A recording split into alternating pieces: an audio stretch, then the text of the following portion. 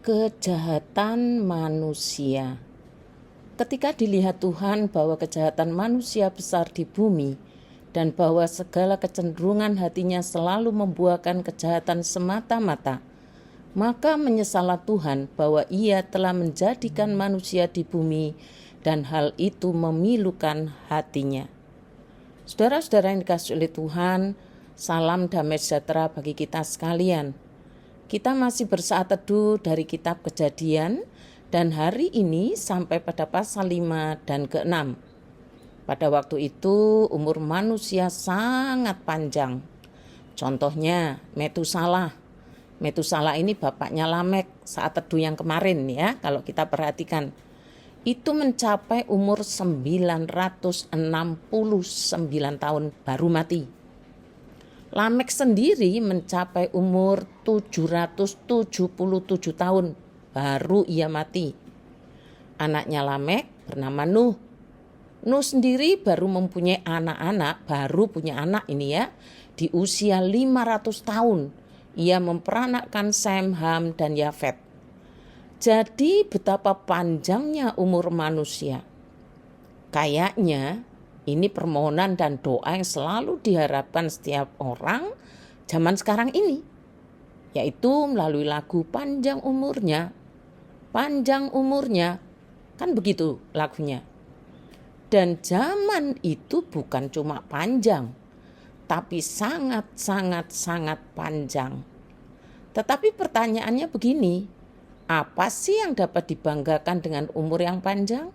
Apa coba? Kasus manusia dengan umur yang terpanjang dan terlama itu ada dalam kitab Kejadian khususnya pasal 5. Namun apa yang bisa dibanggakan dengan umur yang panjang sekali itu? Ternyata tidak semua orang yang berumur panjang itu hidupnya semakin baik dan benar. Tuhan sendiri mengatakan ketika dilihat Tuhan bahwa kejahatan manusia besar di bumi, bahwa segala kecenderungan hatinya selalu membuahkan kejahatan semata-mata. Apakah yang Tuhan Allah lakukan dengan manusia yang umurnya sangat panjang itu? Demikian firman-Nya, Rohku tidak akan terus-menerus diam di dalam manusia dan dipermalukan, karena ia sama sekali jahat dan menuruti keinginan dagingnya semata-mata. Aku akan membatasi umur manusia sampai 120 tahun saja. Itulah kesempatan bagi mereka untuk memperbaiki hidup mereka.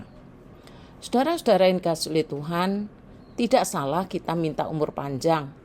Tapi jika umur panjang itu tidak kita pergunakan untuk memperbaiki hidup, ternyata di hadapan Tuhan umur panjang manusia itu hanyalah kesia-siaan saja.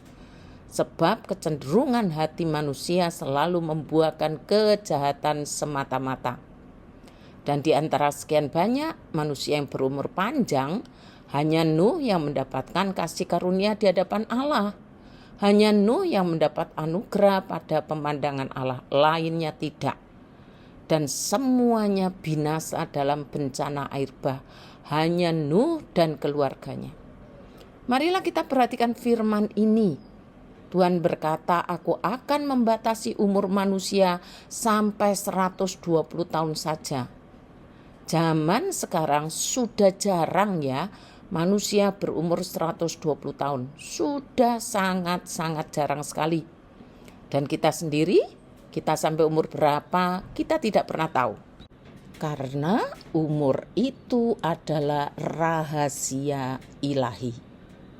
Saudara-saudara yang dikasihi oleh Tuhan, yang paling penting, seberapapun umur yang Tuhan berikan kepada kita, jadikanlah itu kesempatan untuk memperbaiki hidup, sebagaimana yang Tuhan maksudkan ketika Ia berfirman, Rohku tidak akan terus-menerus diam di dalam manusia dan dipermalukan, karena ia sama sekali jahat dan menuruti keinginan dagingnya semata-mata. Aku akan membatasi umur manusia sampai 120 tahun saja. Itulah kesempatan bagi mereka untuk memperbaiki hidup mereka.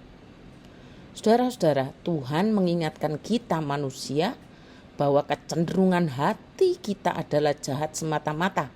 Seperti yang Tuhan katakan, ketika dilihat Tuhan bahwa kejahatan manusia besar di bumi dan bahwa segala kecenderungan hatinya selalu membuahkan kejahatan semata-mata.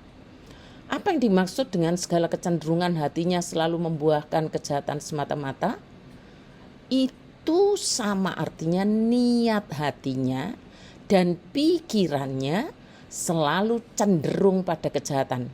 Niat hati dan pikiran jahat itu adalah produk dosa.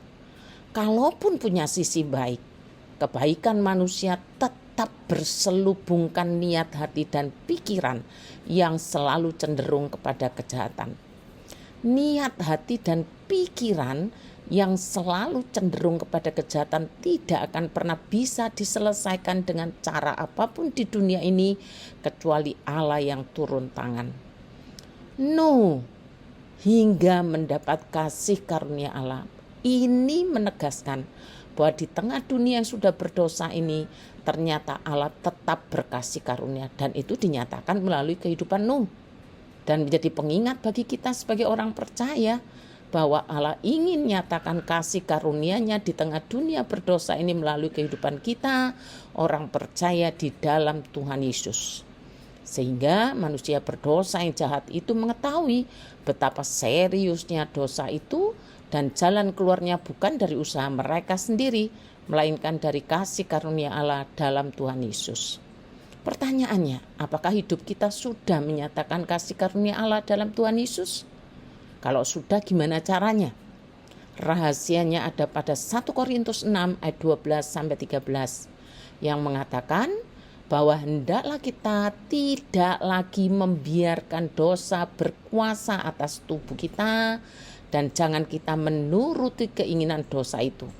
Rahasianya di sini, jangan turuti keinginan dosa itu, melainkan marilah kita menyerahkan diri kita dengan segenap anggota tubuh kita kepada Allah untuk dipakai menjadi senjata-senjata kebenaran. Di dalam Tuhan Yesus, kuasa dosa telah dipatahkan dan kita mendapat kekuatan dalam Dia untuk menolak godaan dosa dan melakukan apa yang benar. Selamat ulang tahun Cik Melan, Taiwan, dan Ilin Herlinawati. Doa akan saja beri. Terima kasih. Tuhan Yesus memberkati.